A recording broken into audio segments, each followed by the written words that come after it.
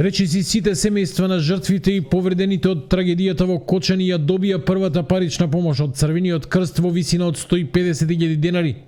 Парите се исплатени на сметките на семејствата на загинатите и на оние чии членови се лекуваат во странство. Исклучок се 14 семејства чии податоци се собираат, но тоа ќе заврши за ден-два, откри генералниот секретар на Црвениот крст Саид Сеити.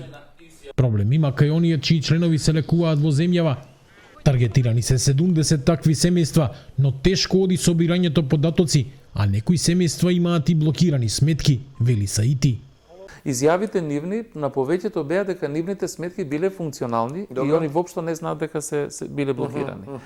И предпоставките се од најразлична природа, но навистина во овие моменти страдаме од шпекулации од сите страни понекогаш и не би требало се јас да бидам додаток кон тоа, ќе провериме наредните. Само беше како постапувате во тој случај. Постапуваме, се јавуваме во банката, се јавуваме кај лицето, бараме начини. Се барат друга сметка? Баравме други сметки, да. Црвениот крст досега собра над 1.400.000 евра. Донираат поединци и компании од земјави и странство, но и црвени крстови од други земји, како бугарскиот, кој на сметката на македонскиот префрлил 10.000 евра. Сите пари ќе завршат кај семејствата на настраданите од трагедијата, вели Саити. Сепак, забележани се такви кои се обиделе да ја злоупотребат трагедијата за своја лична корист.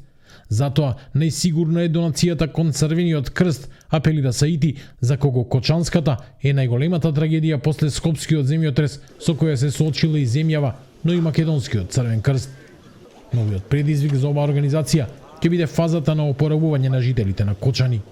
Таму населението има голема потреба од помош. Знаете, вие кога ќе им пристапите, има една друга работа што луѓето некогаш кога ќе му пристапите со некаква психолошка прва помош да му се понуди, секој ќе чама, ја не сум болен, не ми треба, но кога ќе се упуштите во разговорот, кога ќе навлезете во нештата на начин како што го прават психолозите, вам ви станува јасно и како лаик дека тие луѓе, па и ние, јас лично, јас сум 9-ти ден во оваа работа, првиот ден бев во 5 часот, и мене ми треба помош така, значи затоа што знаете ние првиот ден волонтерите од Кочани ги исклучивме. Тие слики да се видат тие действија. Ги исклучивме нашите волонтери од Кочани, првиот ден ги исклучивме од активностите затоа што видовме дека тие паѓаат.